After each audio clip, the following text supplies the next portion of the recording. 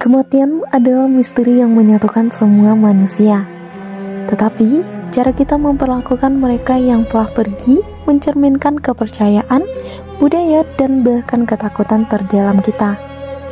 Dunia ini dipenuhi dengan berbagai macam upacara kematian yang tak hanya unik, tetapi juga menyeramkan. Beberapa di antaranya melibatkan pengorbanan, prosesi bertabur mitos, atau bahkan praktik yang menantang pemahaman kita tentang hidup dan mati. Mari kita menjelajahi beberapa pemakaman paling aneh, menyeramkan, dan penuh misteri yang pernah ada di dunia ini.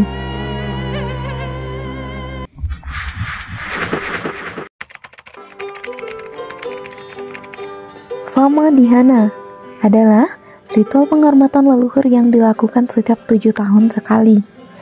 Dalam ritual ini, keluarga akan menggali kembali jasad leluhur mereka dari makam batu, menggantikan kafan yang membungkusnya lalu merayakannya dengan pesta dan tarian sebelum menguburkannya kembali. Famadihana juga mempunyai proses ritual yang harus dilewati, seperti penggalian makam. Jasad leluhur yang telah dikubur akan digali kembali dengan hati-hati. Biasanya, jenazah sudah berbentuk tulang belulang yang terbungkus kain lama. Kedua, penggantian kain. Tulang-tulang tersebut akan dibungkus dengan kain baru berbentuk penghormatan. Ketiga, tarian dan pesta. Anggota keluarga akan menari sambil membawa jenazah di sekitar makam diiringi dengan musik tradisional. Mereka percaya bahwa ini akan membuat roh leluhurnya bahagia.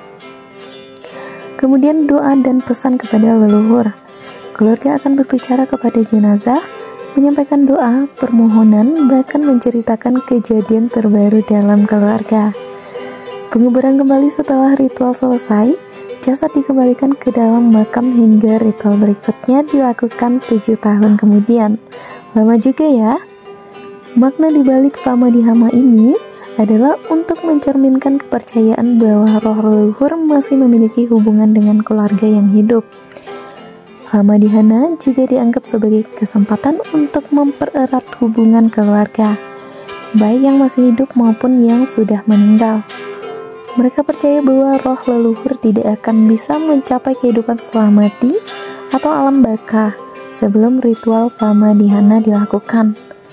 Pandangan masyarakat modern, meskipun tradisi ini masih dilakukan, ada kekhawatiran bahwa pengaruh modernisasi dan agama bisa membuat Famadihana perlahan menghilang. Beberapa pihak juga menilai ritual ini sebagai tidak higienis, sementara lainnya tetap mempertahankan tradisi ini sebagai bagian penting dari budaya mereka. Gimana menurut Anda semua? Apakah tradisi seperti ini masih relevan di zaman sekarang?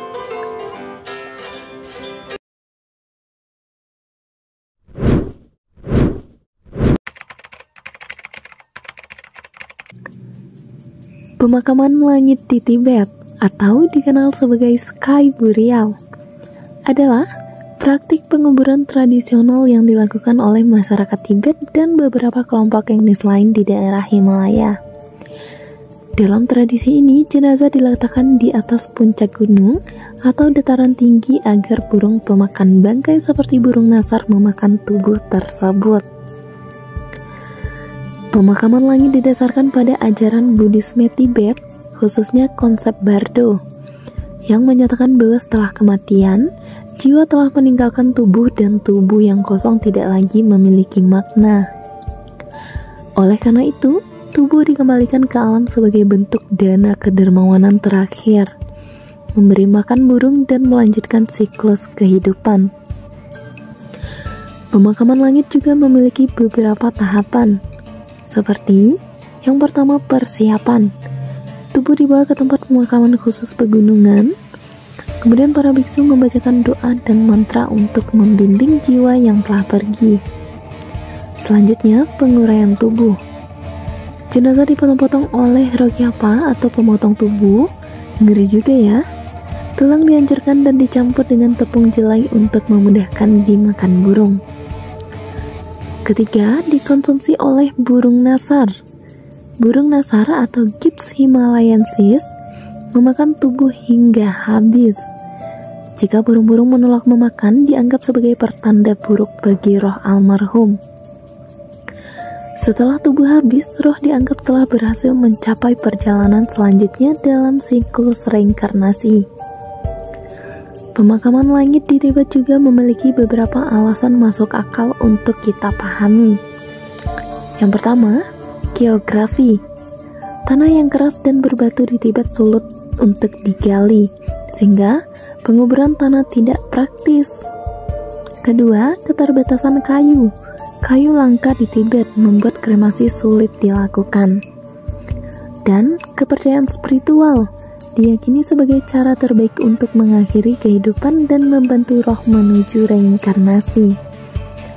Meskipun kontroversial bagi sebagian orang luar, pemakaman langit tetap menjadi praktik yang dihormati dalam budaya Tibet. Namun, praktik ini mulai menurun karena modernisasi dan peraturan pemerintah di beberapa daerah.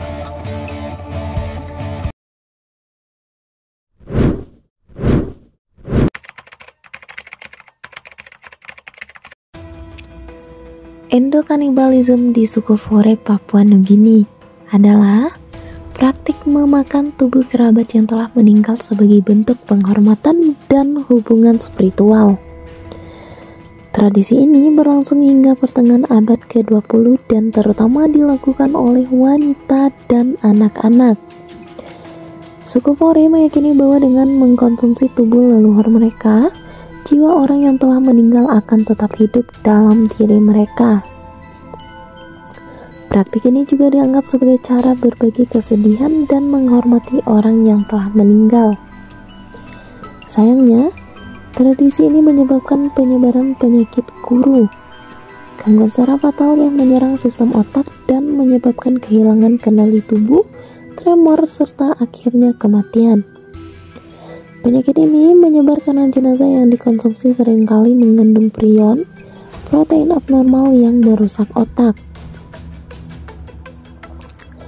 Ketika penyebab penyakit guru ditemukan pada 1950-an, pemerintah kolonial Australia dan misionaris mulai melarang praktik ini.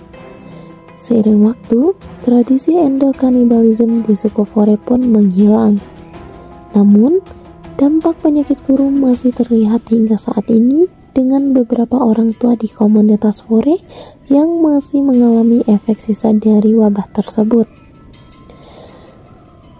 Meskipun terdengar menyeramkan, bagi suku Fore ini adalah bagian dari budaya dan spiritualitas mereka yang kemudian berubah drastis akibat pengaruh luar dan penemuan medis.